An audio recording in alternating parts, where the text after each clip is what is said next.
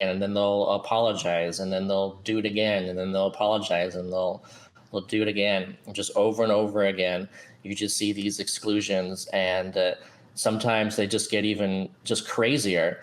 Like just the kind of, you look at them and you're like, really, come on. Like, are you kidding me? Yeah. Like that didn't really happen. Yeah, like there's been instances where I'm like, okay, that's got to be fake. Like somebody like photoshopped that. Right. That's not real. And sure enough, I look into it and it's legitimately real, and I'm just shocked that's actually real.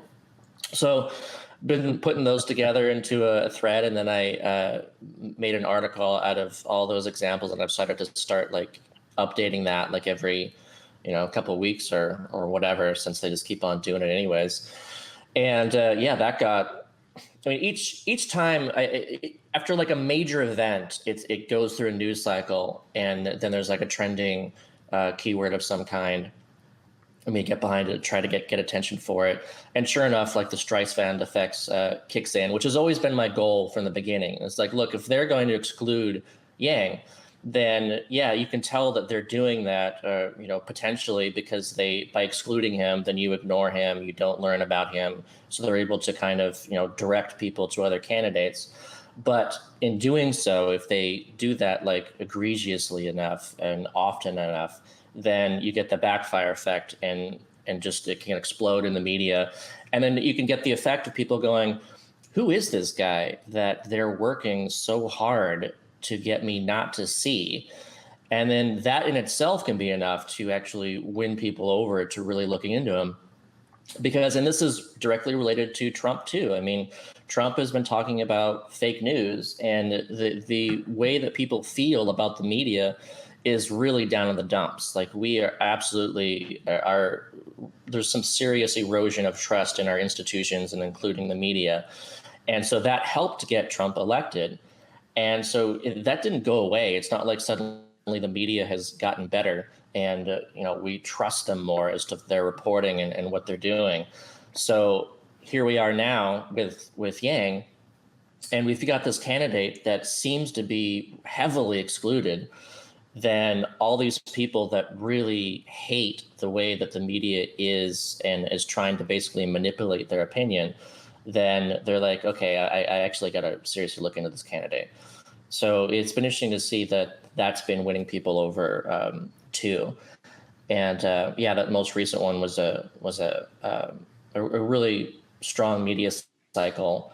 And it's great to see too that Yang has decided to step it up a notch, as far as, instead of being like more of a nice guy, I understand, you should correct this, I should be on this, of being like, no, look, this is on purpose. Come on, guys, until you apologize to me personally and start giving me fair coverage and allow me the same treatment as far as people coming on to speak for me that you do other people, then I'm not going to be on your network.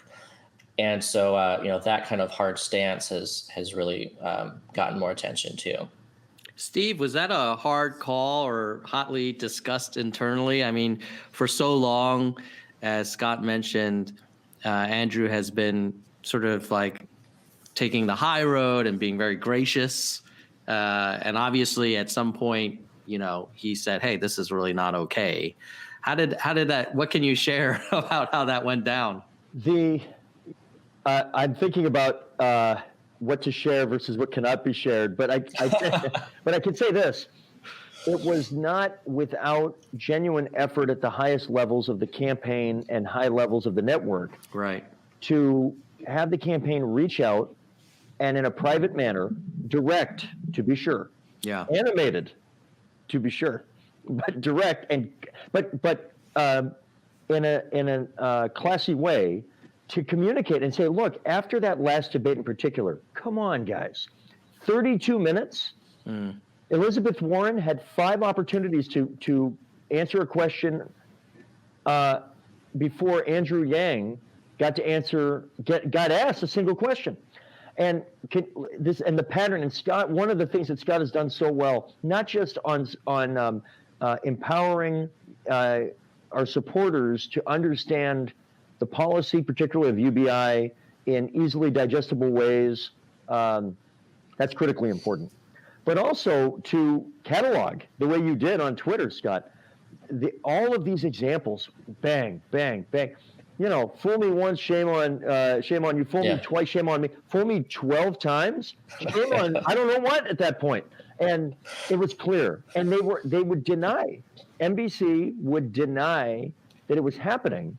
And that was the most frustrating thing of all, because it's like either acknowledge it happened, say it was unintentional but it's obvious, and then demonstrate that you're going to fix it in the days to follow. It's not hard to demonstrate. In your subsequent graphics, demonstrate through performance. It's not the words, it's the deeds that matter eventually. And on too many occasions, NBC would say some form of, I'm not sure if this is actually true or not, but I understand why. Sort of the old, if you're offended, I apologize. You know, like the non-apology apology. And that a few times, that's all right, because it could be honest a few times. But after a dozen to 15 times, you can't just keep doing that, or else not only does it not create change, it begins to undermine our campaign's own ability to fight for itself, to stand up for itself. Our own credibility could get compromised if we do not at some point question the credibility of the entity, in this case, NBC. All we want is we want to be on the graphics. We want to get time commensurate with our polling. Rather than getting 6 to 7 minutes in a debate, it should be more like 9 to 10 minutes if it's going to be commensurate to our polling. There are people that are below us in the polling that are among the top 2 or 3 time speakers, and that's not right. So we made the decision that you have to be out there publicly, and you have to express not just frustration, but what can you control to do something about it. And then we got to thank the Yang Gang, because it generated tremendous additional attention beyond that, beyond the one-day story, with everything from using Twitter effectively to kind of create additional news stories that create this virtuous cycle of news, the coverage about the coverage, then the coverage about the outrage, then the coverage about the coverage about the outrage, right? This thing can keep going. And that can't happen unless you've got a real passionate base that's willing to keep feeding that beast and not take no for an answer. It was not an easy decision, but at the end of the day, it was a clear decision once you went through the process. Yeah, and this is also it's an opportunity for campaigns to actually join forces. You know, Yang is the one who's definitely disproportionately being excluded the most, but there are other exclusions that I've recorded as well, and you know, everyone should be actually interested in this. And this is even the people who are not being excluded; they should be interested in this. You know, like especially Bernie is still excluded sometimes, but you know, he certainly knows what it was like last time around. Yep. And you know, this time around, he should be speaking up more about this, saying, "Yeah, this isn't right what they're doing. I experienced this last time, and you guys should not be doing this anymore. You know, that's wrong." Warren supporters, you know, should be, yeah, we understand we're getting a lot of support, and you know, Warren should be speaking personally, saying, "Yeah, this needs to be like a fair thing." Like, come on, asking me 5 times, like within the first half hour, and not Yang, who's sitting up on the stage too. You know, there should be an ability for more people to get together, the supporters and actual candidates, to you know, talk about this and you know, push for a more fair kind of you know, platform.